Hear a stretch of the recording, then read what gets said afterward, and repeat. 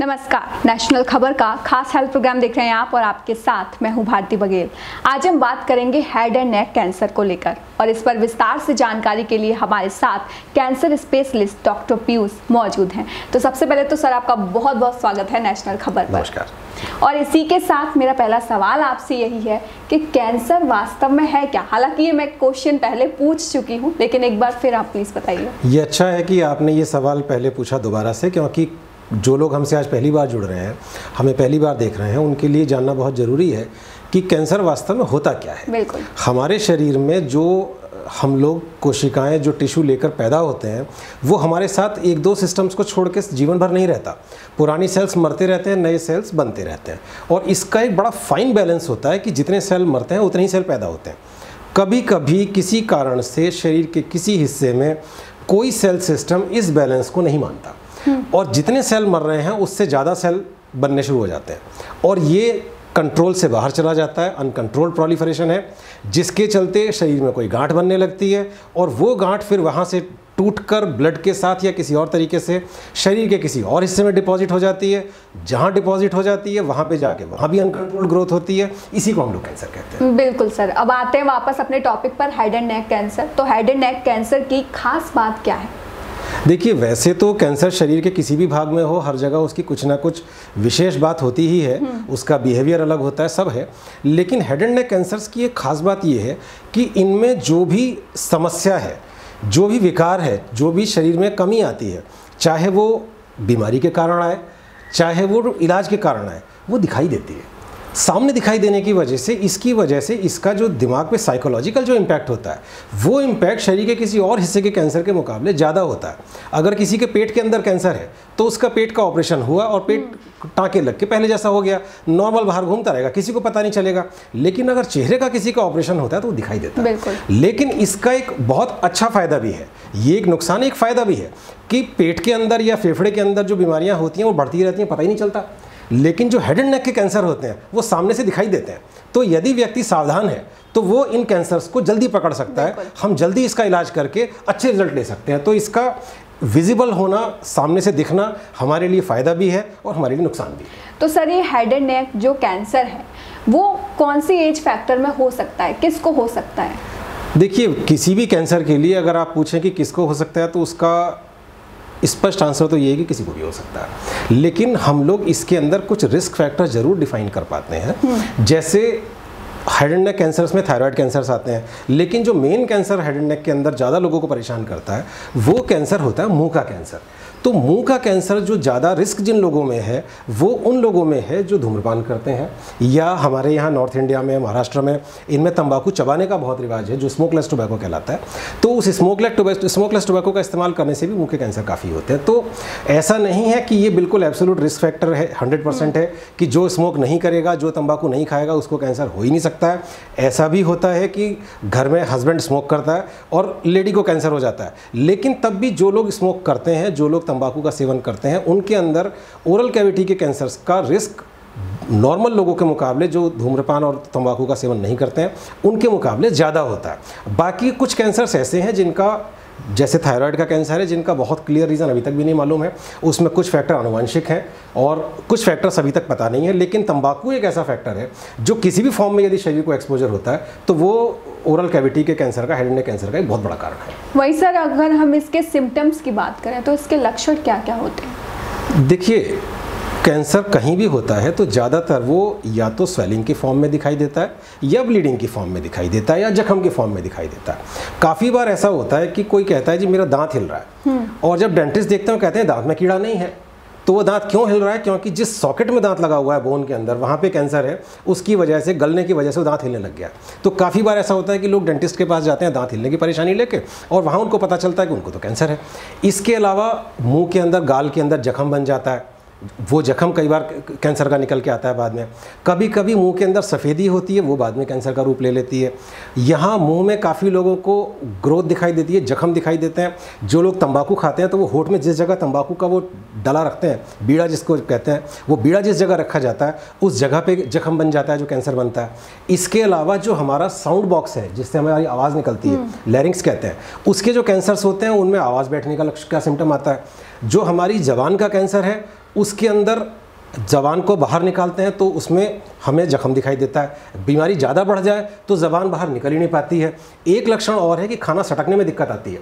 तो खाना सटकने में दिक्कत इसलिए आती है कि जो हमारी ज़बान का पीछे का हिस्सा है या हमारा जो साउंड बॉक्स है, अगर उसमें कैंसर होता है तो हमारी जो वहाँ की मसल्स की मूवमेंट है वो गड़बड़ हो जाती है। उसकी वजह से हमें खाना सटकने में दिक्कत आती है। काफ़ी बार मरीजों को समस्या आती है कि कान में दर्द है। कान में दर्द इसलिए होता है कि इस इलाके की नर्व सप्लाई काफ़ी हद तक ऐसी है जो एक ही नर्व कई सारी जगह को सप्लाई करती है। तो जो मुंह के कैंसर होते हैं कभी कभी वो अंदर गहराई में होते हैं, मरीज को उनका नहीं पता लगता, लेकिन वो कान में दर्द लेके आता है, कान का टेस्ट कराता है तो डॉक्टर बोलते हैं आपका कान तो ठीक है। जब अंदर और चेक किया था पता चलता है आपको कैंसर है। तो हमें कुल मिला के ये, या खांसी में खून आना, ये भी गले के साउंड बॉक्स से कैंसर का ही लक्षण है।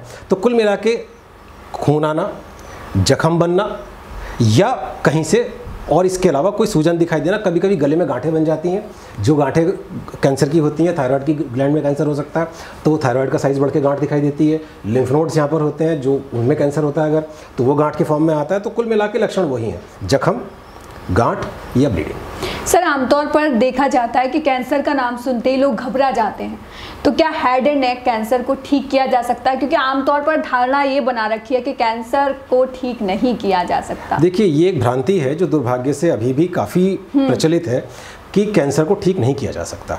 कैंसर ठीक किया जा सकता है। हाँ, ये ज़रूर है कि अगर हमारे पास बीमारी आती है जब वो सारे शरीर में फैल चुकी है तो उस समय उसको ठीक नहीं किया जा सकता। या कभी कभी हमारे पास इतना बढ़ा हुआ कैंसर आता है कि उसको अगर हम ऑपरेशन करके निकालने की कोशिश करते हैं तो उसके अंदर ऐसे क्रिटिकल ऑर्गन्स इन्वॉल्व हो जाते हैं। जैसे यहाँ गले में कई बार जो नस हमारे ब्रेन को सप्लाई कर रही है उसको कैंसर घेर लेता है, तो हम उसको ऑपरेशन करके नहीं निकाल सकते हैं, क्योंकि अगर हमने उस नस को बांध दिया तो ब्रेन की ब्लड सप्लाई बिगड़ जाएगी, इंसान को लकवा मार सकता है। तो अगर इतना बढ़ा हुआ कैंसर है तो शायद उसको हम ठीक ना कर पाएँ। लेकिन अगर हमारे पास पेशेंट शुरुआती स्टेज में आ जाते हैं, स्टेज 1, स्टेज 2, इवन स्टेज 3 तक कैंसर को ठीक किया जा सकता है। लेकिन जब मैं कैंसर ठीक करने की बात कहता हूं तो हमें एक बात समझनी पड़ेगी कि इसका मतलब ये नहीं है कि कैंसर जुकाम की तरह से है कि हो गया, गोली खाई, ठीक हो गया। कैंसर जब ठीक होता है तो उसका इलाज शरीर में कुछ ना कुछ समस्या खड़ी करके जाता है। जैसे अगर किसी के, अभी मैंने कहा कि दांत हिलता है, जबाड़े में कैंसर है तो हमें जबाड़े की हड्डी के उस पार्ट को निकालना पड़ता है। दांत निकालने की बात नहीं कर रहा हूँ, उस पूरी हड्डी के पार्ट को निकालना पड़ता है। तो कभी कभी जब उस हड्डी को हम निकाल देते हैं तो वो शरीर में एक विकार आ गया है, उस विकार को इंसान को जीवन भर लेके चलना पड़ेगा। तो वो कैंसर से तो मुक्त हो गया, लेकिन बीमारी जब गई है तो वो एक निशान छोड़ गई है कि हाँ, इस इंसान को ये बीमारी हुई थी और इसकी वजह से इसके शरीर में ये विकार आया है। तो इलाज तो हो जाता है, लेकिन जो इलाज है वो कष्टदायक है, खर्चीला भी है, समय भी खाता है। तो इसलिए सबसे अच्छा तो यही है कि इससे बच के रहा जाए। बिल्कुल, आपने बात की विकार की, तो जब हम ऑपरेशन कराते हैं तो उस दौरान जो विकार आता है, क्या उसकी प्लास्टिक सर्जरी कराई जा सकती है? देखिए, इसके लिए एक चीज़ मैं क्लैरिफाई करनी चाहूँगा। अच्छा हुआ आपने बहुत अच्छा सवाल उठाया है कि हमारे यहाँ हमारे सिनेमा ने एक ऐसा इंप्रेशन बनाया है कि प्लास्टिक सर्जरी का मतलब है कि आपका चेहरा मुझे लगाया जा सकता है या मेरा चेहरा आपको लगाया जा सकता है, या प्लास्टिक सर्जरी एक डस्टर की तरह है जो बोर्ड पे लिखा हुआ सब कुछ ऐसे हाथ घुमा के मिटा सकती है। ऐसा नहीं है। प्लास्टिक सर्जरी जो इसमें की जाती है, ज़्यादातर कैंसर्स में, हेड एंड नेक कैंसर्स में, जब हम लोग कोई ज़्यादा बड़े ट्यूमर को ऑपरेट करते हैं तो हमें प्लास्टिक सर्जन की ज़रूरत पड़ती है। लेकिन वो प्लास्टिक सर्जन क्या करते हैं कि कभी हमने किसी के हड्डी का छोटा पार्ट निकाला है तो उस हड्डी के पार्ट के लिए वो पैर में से हड्डी लेके उसको यहाँ लगा देते हैं। तो उससे ये है कि जो इंसान का जबाड़ा है वो चलता रहेगा, वो खाता रहेगा। कभी कभी बीमारी इतनी बढ़ जाती है कि उसमें हड्डी बैठाने की भी जगह नहीं होती है, तो हमें हड्डी को निकाल के उसको ऐसे ही छोड़ना पड़ता है। अब अगर हमने किसी के गाल का बड़ा हिस्सा निकाल दिया तो वो गड्ढा इतना बड़ा होता है कि उसको टाँके लगा के बंद नहीं किया जा सकता। तो उसके लिए शरीर के किसी दूसरे हिस्से से खाल और मांस लेके लगाया जाता है। वो रिकंस्ट्रक्टिव सर्जरी है। हम जिस सर्जरी को नॉर्मली प्लास्टिक सर्जरी समझते हैं, एक्चुअली कॉस्मेटिक सर्जरी है कि किसी की नाक लंबी है तो उसको छोटा कर देना, किसी के होठ मोटे हैं उनको पतला कर देना। तो ये सर्जरी और जो कैंसर में प्लास्टिक सर्जरी होती है दोनों अलग है। प्लास्टिक सर्जरी होती है, लेकिन वो प्लास्टिक सर्जरी जो हमारा डिफेक्ट बना है, जो गड्ढा बना है, उस डिफेक्ट को रिपेयर करने के लिए है, या जो शरीर में फंक्शनल परेशानी आने वाली है। देखिए, दो तरह की परेशानियां होती हैं। एक तो जो देखने में कमी है, जो कॉस्मेटिक प्रॉब्लम है। दूसरी फंक्शनल प्रॉब्लम है। अगर हम किसी के जबाड़े की हड्डी को निकाल देते हैं तो जाहिर सी बात है कि इधर का अकेला जबाड़ा खाने पे प्रेशर नहीं दे पाएगा, तो उसको इधर की तरफ बोन का सपोर्ट चाहिए। तो अगर हम उस बोन को वापस लगाते हैं दूसरी तरफ जगह से कोई लाके, तो वो प्लास्टिक सर्जरी है। लेकिन उसका मतलब ये नहीं कि वो ऑपरेशन के निशान मिट जाएंगे, वहाँ कुछ दिखेगा नहीं, ऐसा नहीं है। तो जब हम प्लास्टिक सर्जरी की बात करते हैं तो मैं सभी जो लोग इस बात को सुन रहे हैं उनसे ये अनुरोध करूँगा कि हम अपनी जो अपेक्षाएं हैं वो रियलिस्टिक रखें, ऐसी अपेक्षाएं जो पूरी हो सकें। ऐसा ना हो कि हमारी अपेक्षाएं इतनी ज़्यादा हों कि अच्छे से अच्छी मेहनत करने के बाद भी हम आखिर में मायूस हों। बिल्कुल सर। तो क्या सर ऑपरेशन के बाद आगे इलाज कराने की ज़रूरत पड़ती है? ज़्यादातर मरीजों को उसका कारण है कि दुर्भाग्य से हमारे देश में जब बीमारी बिल्कुल शुरुआत की स्टेज में होती है तो हमारे यहाँ सभी लोग एक डिनाइल मोड में रहते हैं। डिनाइल मोड का मतलब कि वो इस बात को स्वीकार नहीं करते कि खतरनाक बीमारी हो सकती है। वो ये सोचते हैं छोटा सा छाला है, बी कॉम्प्लेक्स खा लेंगे, माउथ वॉश कर लेंगे, ठीक हो जाएगा। तो जिस स्थिति में पेशेंट्स आते हैं जनरली उनमें ऑपरेशन के बाद में रेडियोथेरेपी की सिकाई की ज़रूरत पड़ती है। और यदि हम इस रेडियोथेरेपी की सिकाई को लगाने में लापरवाही करते हैं या नहीं लगाते हैं तो उस कंडीशन में हमें उतने अच्छे रिजल्ट नहीं मिल पाते हैं और काफ़ी बार रेडियोथेरेपी के साथ साथ कीमोथेरेपी भी लगानी पड़ती है। देखिए हमारा जो शत्रु है वो बहुत प्रबल है, तो सिर्फ एक हथियार से हम उस शत्रु को नष्ट कर पाएंगे जरूरी नहीं है। तो हमें उसके लिए जितने हथियार हैं, जो हथियार हमें ज़रूरी है वो सारे चलाने पड़ सकते हैं। तो ऑपरेशन जनरली ज़्यादातर जगह पे हेड एंड नेक कैंसर में मेन इलाज ऑपरेशन है।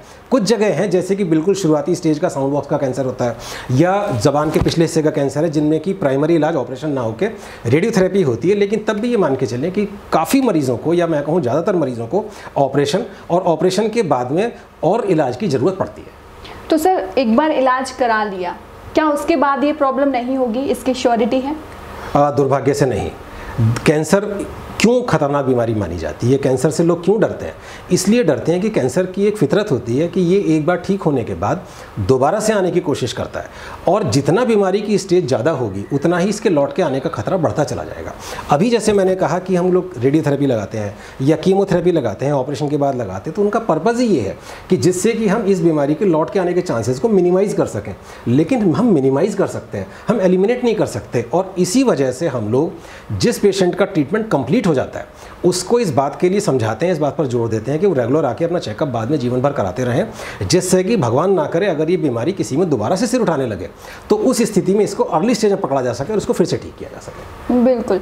मेरा आखिरी सवाल सर आपसे यही है कि क्या इसे ठीक किया जा सकता है, अगर हाँ तो कैसे? बिल्कुल, मैंने आपको अभी यही बताया, ऑपरेशन करके हम इसको ठीक कर सकते हैं। हम इसको उसके बाद रेडियोथेरेपी लगा के ठीक करते हैं, कीमोथेरेपी से ठीक करते हैं, कभी कभी कीमोथेरेपी रेडियोथेरेपी से ठीक हो जाता है। लेकिन इसमें मैं एक चीज़ बताना चाहूँगा कि इससे बचा भी जा सकता है, कैंसर से बचा भी जा सकता है। तो बचने के लिए हमें क्या करना होगा, वो इस इंटरव्यू का मेन पर्पज़ है, इस डिस्कशन का मेन पर्पज़ है। तो बचने के लिए ये है कि हमें किसी भी तरीके के तंबाकू के सेवन से दूर रहना होगा। वो तंबाकू चाहे धूम्रपान की शक्ल में हो, चाहे चबाने वाले तंबाकू की शक्ल में हो। कुछ दंतमंजन भी ऐसे आते हैं जिनमें तंबाकू होता है, तो वो भी पूरे खतरनाक होते हैं, उनसे भी बचिए। कोई भी व्यसन ऐसा है, पान मसाला है जिसमें तंबाकू नहीं है, पान है जिसमें तंबाकू नहीं है, वो भी नुकसान करते हैं। तो अगर हम इन चीज़ों से बचे रहेंगे तो हम अपना रिस्क मिनिमाइज़ कर पाएंगे, एलिमिनेट नहीं कर पाएंगे। क्योंकि जैसा मैंने कहा, ऐसा नहीं है कि एब्सोल्यूट है। अगर हम स्मोकिंग नहीं करेंगे, अगर हम तंबाकू नहीं खाएंगे तो ऐसा नहीं कि होगा ही नहीं। लेकिन ये डेफिनेट है, ये स्टडीज़ से पूरी दुनिया में प्रूव हो चुका है कि अगर इन चीज़ों का सेवन नहीं किया जाए तो डेफिनेटली बीमारी का रिस्क बहुत कम हो जाता है। इतना भी है कि यदि कोई व्यक्ति आज स्मोक करता है, आज तंबाकू खाता है, आज उसको जितना रिस्क है, अगर वो उसको खाना बंद कर देता है तो समय के साथ साथ उसका रिस्क कम होने लगता है। तो इसके चलते इन चीज़ों से यदि हम बचे रहेंगे तो शायद हम इस बीमारी से भी बचे रहेंगे। बिल्कुल, बहुत बहुत शुक्रिया सर नेशनल खबर के साथ जुड़ने के लिए। धन्यवाद। तो उम्मीद है आपको आपके सभी सवालों के जवाब मिल गए होंगे, लेकिन फिर भी ऐसा कोई सवाल है जो आपके जहन में है तो आप हमें कमेंट करके ज़रूर पूछें और देखते रहें नेशनल खबर। फिलहाल के लिए इतना ही, मुझे दीजिए इजाज़त। धन्यवाद।